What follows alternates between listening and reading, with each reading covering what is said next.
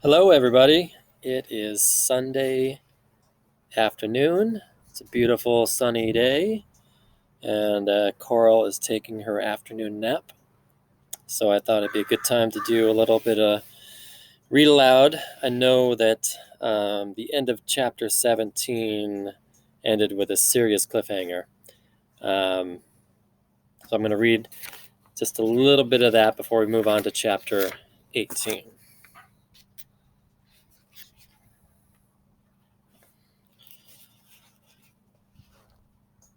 All right. So they were in the basement, and Harvey had followed the cat. Which cat was it? Stu Cat.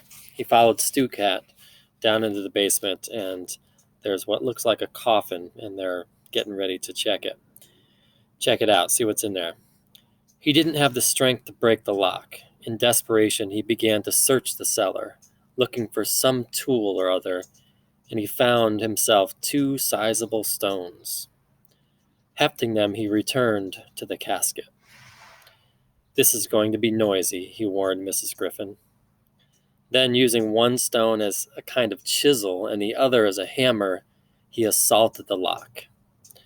Blue sparks flew as he struck at the metal, but he seemed to be making no impression until, all of a sudden, the lock gave a loud crack and fell to the ground. He paused for a moment, a feather of a doubt brushing his brow. Suppose it was Karna's coffin. Then he threw the rocks aside and hauled off the lid. Here's a picture of the broken lock. And the next chapter, chapter 18, is titled The Bitter Truth.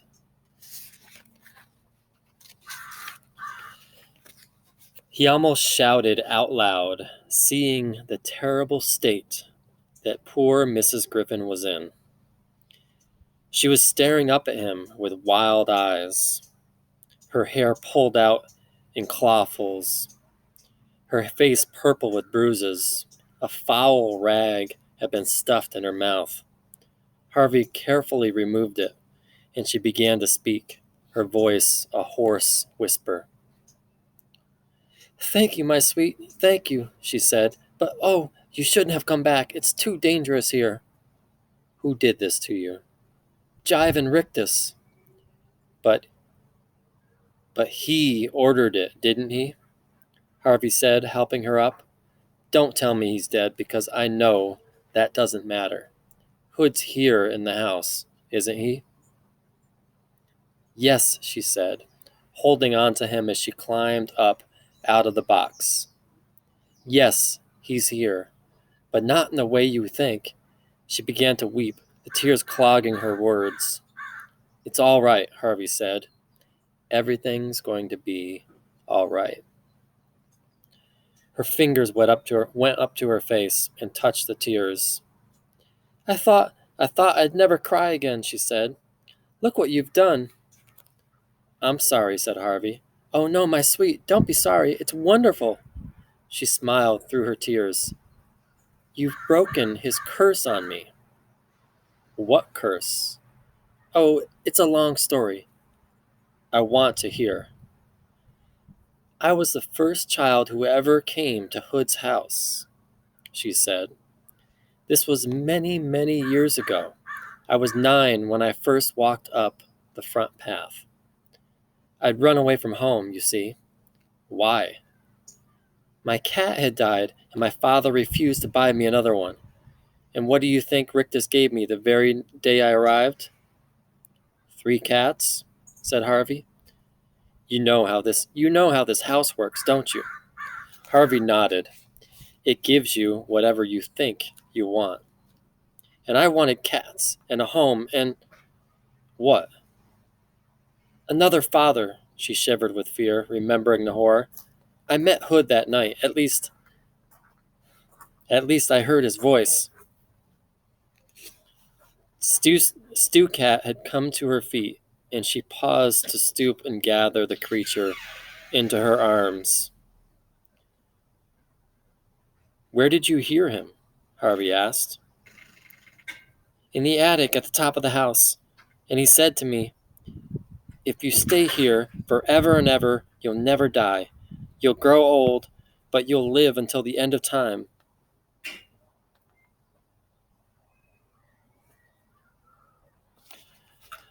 "You'll live until the end of the time and never weep again." "And that's what you wanted?" "I was stupid, but yes, I did. I was afraid, you see." Afraid of being put into the ground like my cat." A new wave of tears came running down her pale cheeks. "I was running away from death."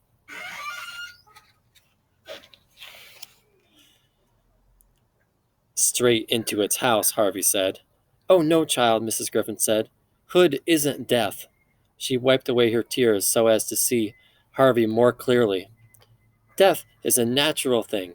Hood isn't.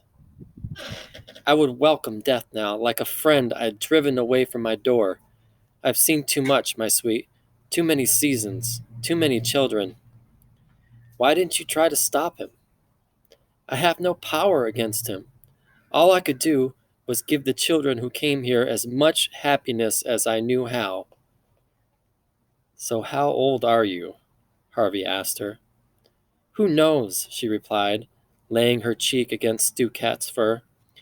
"I grew up and old in a matter of days, but then the passage of time seemed to lose its hold on me. Sometimes I've wanted to ask one of the children, 'What year is it in the world outside?'"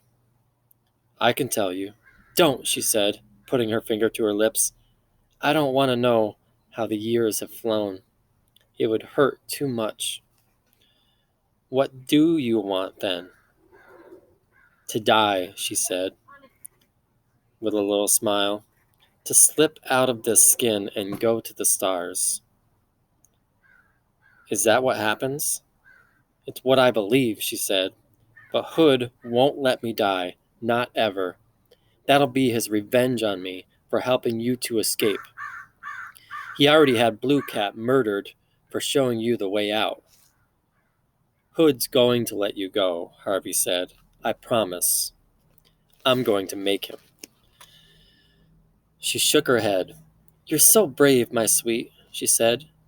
"But he won't let any of us go. There's such a terrible emptiness inside him. He wants to fill it with souls, but it's a pit, a bottomless pit. And you're both heading for it," said an oily voice.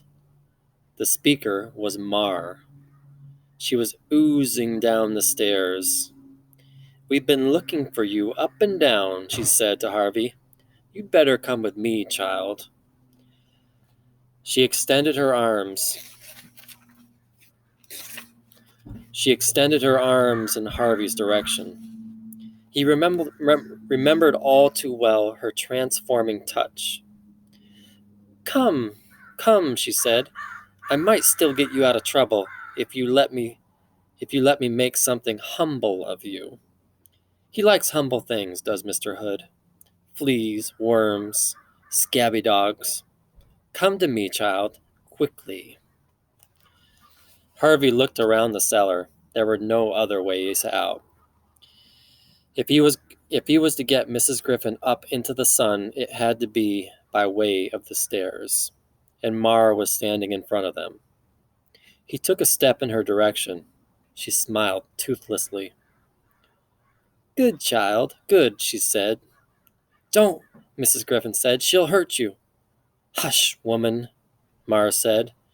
"We're going to have to nail that lid down next time." Her greasy green eyes swiveled back in Harvey's direction. "He knows what's good for him. Don't you, boy?" Harvey didn't reply. He simply kept walking towards Mar, whose fingers seemed to be growing like a snail's horns, reaching out to fix upon his face. "You've been such an obedient boy," Mar went on. "Maybe I won't turn you into a worm after all. What would you like to be? Tell me. Tell me. What's in your heart?"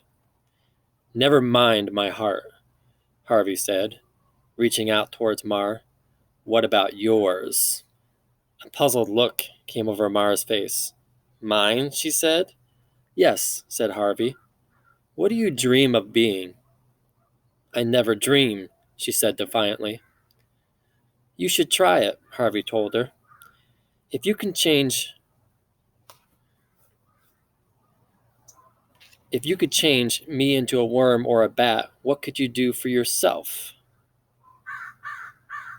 The defiance on her face became bafflement, and the bafflement turned to panic. Her outstretched fingers began to retreat into themselves. Harvey reached for them like lightning, however, interweaving his fingers with hers. "What do you want to be?" he said to her. "Think." She started to struggle, and he felt her magic surging through her fingers into his, attempting to work some change on him. But he didn't want to be a vampire bat anymore, and he certainly didn't want to be a worm. He was quite happy to be himself. The magic, therefore, had no hold on him.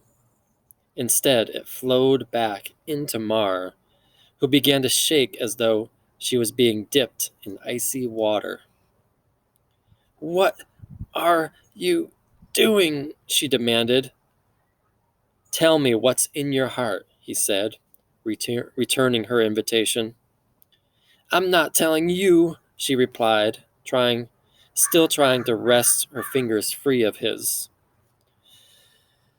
But she was not used to having her victims resist her this way. Her muscles were soft and flabby. She pulled and pulled, but she couldn't escape him.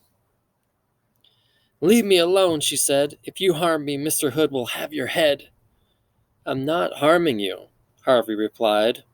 "I'm just letting you have your dreams, the way you let me have mine." "I don't want them," she yelled, struggling more than ever. He wouldn't let her go. Instead, he drew closer to her, as if to wrap her up in his arms. She started to spit at him, great gobs of slime. But he wiped them from his face and kept approaching her. "No," she began to murmur, "no." But she couldn't keep the magic she'd intended for him from working on her own skin and bones. Her fat face began to soften and run like melting wax. Her body sagged in its ragged coat, and a greenish gruel began to pour out on the floor. "Oh," she sobbed, "you damnable child." What dream was this, Harvey wondered, that was turning Mar to mush? She was growing smaller all the time, her clothes dropping off her as her body shrank, her voice becoming thin. It could only be moments before she disappeared altogether. "What do you dream about?" Harvey said, as Mara's fingers ran away between his own like brackish water.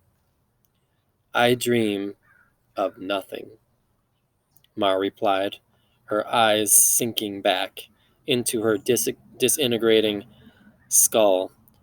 "And that's what I've become." She was almost lost in the folds of her clothes. "Nothing," she said again. She was no more than a dirty puddle now, a puddle with a fading voice. Nothing. Then she was gone, devoured by her own magic. "You did it," Mrs. Griffin said. "Child, you did it." "One down, 3 to go," Harvey said. 3? Rictus, Jive, and Hood himself. "You're forgetting Karna. Is he still alive?" Mrs. Griffin nodded. "I'm afraid I've heard his shrieks every night. He wants revenge." "And I want my life back," Harvey said, taking her by the arm and escorting her still carrying Stu Cat to the bottom of the stairs. I'm going to get it, Mrs. Griffin. Whatever it takes, I'm going to get it. Mrs. Griffin glanced back at the heap of clothes that marked the place where Mar had gone to nothing. Maybe you can, she said, with astonishment in her voice. Of all the children who've come here, maybe you're the one who can beat Hood at his own game.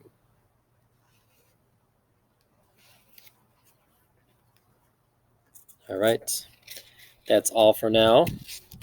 Make sure you post your responses, questions, and predictions in the thread below this post. We had a lot of great discussions in class about this book. I want to keep those discussions going online. All right, see you next time.